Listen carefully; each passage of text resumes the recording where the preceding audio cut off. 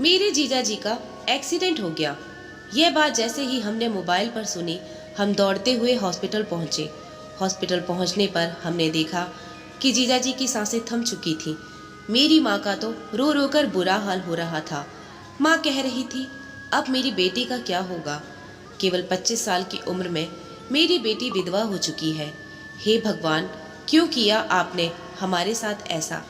यदि आपको मेरी बेटी के ऊपर दया नहीं आई तो उसके 3 साल के बेटे के ऊपर तो दया आनी चाहिए थी। दीदी भी वहां पर ही बैठी थी, लेकिन दीदी की आंखों से आंसू भी नहीं गिरा था। मैं ये देखकर चकित हो गई कि माँ का तो रो रो कर बुरा हाल हो रहा था और दीदी बिना किसी चिंता के अपने 3 साल के बच्चे के साथ हंस खेल रही थी। जीजा जी को घर पर लाया गया और उनका अंतिम संस्कार किया गया। गांव वाले लोग जब दीदी को घर पर लाए तब दीदी उनके सामने रोने का नाटक करने लगी।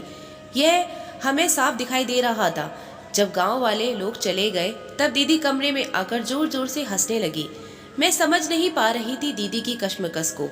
आखिर मेरे मन में सवाल गूंज रहे थे, आखिर कौन औरत अपने पति के मरते ही ऐसे हंसती है।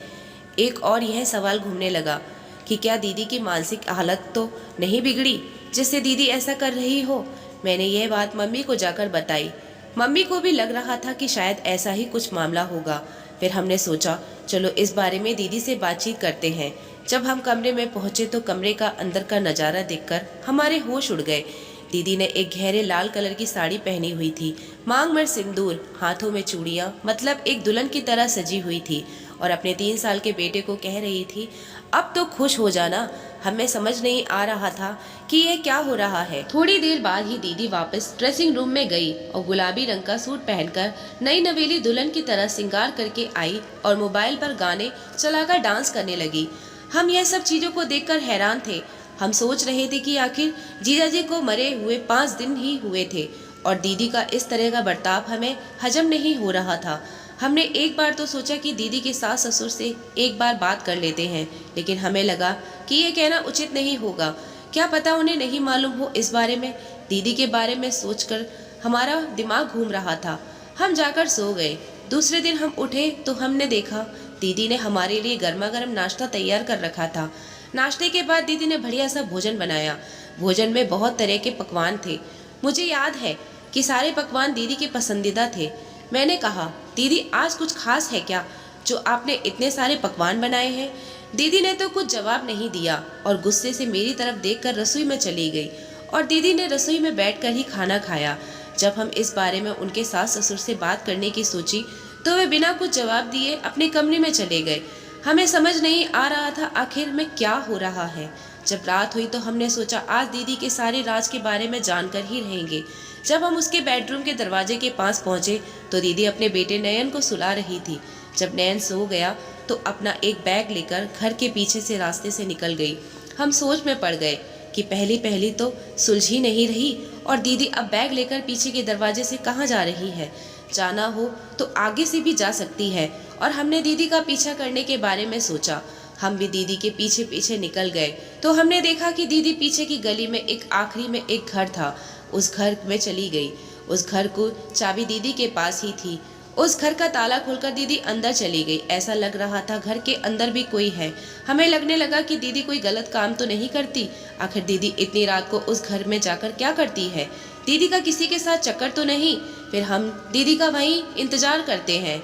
दीदी उस घर से जब सुबह 5 बजे तक उठी तो उस घर से निकलकर वापस अपने घर आई। हम भी दीदी के पीछे पीछे वापस लौट कर आए। अब हमने पक्का निश्चय कर लिया कि कल जब दीदी उस घर पर जाएगी तो दीदी को रंगे हाथ पकड़ ही लेंगे। दूसरे दिन भी दीदी की वही दिनचर्या रही। देर रात होते ही दीदी अपने बेटे को सुलाकर वापस अपना बैग निकालकर उस घर में गई। जैसे ही दीदी उस घर के अंदर घुसी हम भी उसके पीछे पीछे उस घर में घुसे। घर के अंदर गए तो वहाँ का नज़ारा देखकर हमारे होश उड़ गए। दीदी ने हमें अंदर आते देख लिया था और दीदी एकदम से घबरा गई और घबराकर एकदम से माँ के पास आकर माँ के गले लगकर रोने लगी। माँ ने पूछा, दीदी को बेटा क्या हुआ, तुम रो क्यों रही हो और यह औरत कौन है इस घर में और यह छोटा सा बच्चा किसका है। आगे जो दीदी ने कहानी सुनाई वह कहानी सुनकर हमारे रोंगटे खड़े हो गए।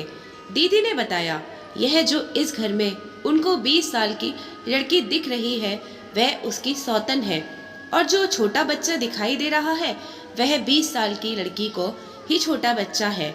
माँ ने कहा, बेटा तुम्हारी सौतन है, तुमने तो पहले कभी बताया नहीं, और दामाद जी तो तुमसे बहुत प्रेम करते थे और ऐसे बिगड़ैल इंसान तो नहीं थे, और फिर सौतन कैसे? आगे दीदी सिसकियां लेते हुए बताने लगी कि माँ आपके दामाद कोई शरीफ आदमी नहीं थे, एक नंबर के बिगड़ैल और निकम्मा इंसान था। कभी नौकरी पर नहीं जाता, कोई काम नहीं करता, और उसके शौक तो दुनिया भर के। उसके पास अपने शौक पूरे करने के लिए भी पैसे नहीं होते थे, तो मेरे पैसे चुरा कर ले जाता, कभी मेरे सास ससुर के पैसे चुरा कर ले जाता। अगर उसे पैसे चुराने के लिए नहीं मिलते तो हमें मार पीट करके हमसे पैसे लूट कर ले जाता, और रोज रात को शराब पीकर आता और हमसे लड़ाई करता और मेरे ऊपर गलत लांछन लगाता और मुझे हर बात के लिए रोक टोक करता। और माँ आपने देखा होगा मुझ में कितना परिवर्तन आया है। पहले कैसे मैं एक खुलकर जीती थी, चाहे जिस चीज़ की ज़रूरत हो तो ले आती थी, लेकिन अब माँ मुझे हर एक चीज़ को सोच समझ कर लाना होता है। इस 3 साल के बच्चे के ऊपर भी उसे दया नहीं आती थी। रोज रोज की लड़ाई झगड़ों से मैं परेशान हो चुकी थी। मेरा मन तो कर रहा था कि मैं आत्महत्या कर लूं, लेकिन मन को कठोर करके मैं जी रही थी। फिर माँ कहने लगी कि बेटा यह बातें तूने पहले क्यों नहीं बताई थी? क्या बताती माँ, और क्यों बताती? यह बताती कि आपकी बेटी ने जो अपने पसंद से लड़का चुना है वह बिगड़ैल है, और मैं अपना घर छोड़कर आपके पास आना चाहती हूँ। क्या आप मुझे रखते? मेरे परिवार वाले जो मुझे बहुत अच्छी समझते थे वह मेरे बारे में क्या सोचते? और यह समाज वाले आप लोगों को तो ताने मार मार कर जिंदा ही मार देते। और माँ यह जो लड़की है, माँ इस लड़की के साथ आपके दामाद ने जबरदस्ती की, रोज इसे चाकू से धमकाकर इससे जबरदस्ती करता। बेचारी लड़की पेट से हो गई, और इसके माँ बाप को पता चला कि यह पेट से है, तब से इसके माँ बाप ने इसे छोड़कर चले गए। मेरे पति ने इस लड़की की भी जिंदगी तबाह की। इसके क्या क्या सपने थे, यह पढ़ लिख कर कुछ बनना चाहती थी, लेकिन सब बर्बाद किया। इसका कोई नहीं है माँ, और मैं एक औरत होने के खातिर एक औरत का दर्द समझती हुई उसका 9 महीने से ध्यान रख रही हूँ।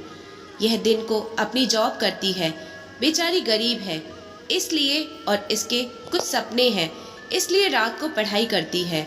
तो रात के समय जब ये पढ़ाई करती है तब मैं इसके बच्चे को रखती हूँ, क्योंकि यह बच्चा तो अभी 6 महीने का है और यह अपनी माँ को परेशान करता है। इसलिए घर के पीछे के रास्ते से आती हूँ ताकि किसी को पता ना चले। और हाँ, यह बात किसी को मत बताना, क्योंकि गांव में मैंने कह रखा है कि यह अकेली है, इसलिए इसने अपने बच्चे को गोद ले रखा है। माँ मेरी ज़िंदगी तो बर्बाद हो गई, लेकिन मैं इस लड़की की ज़िंदगी बर्बाद नहीं होने देना चाहती हूँ। और आपसे कहते हो ना कि आपका आदमी मर गया है, आप ऐसे श्रृंगार क्यों कर रही हो, पकवान बना रही हो?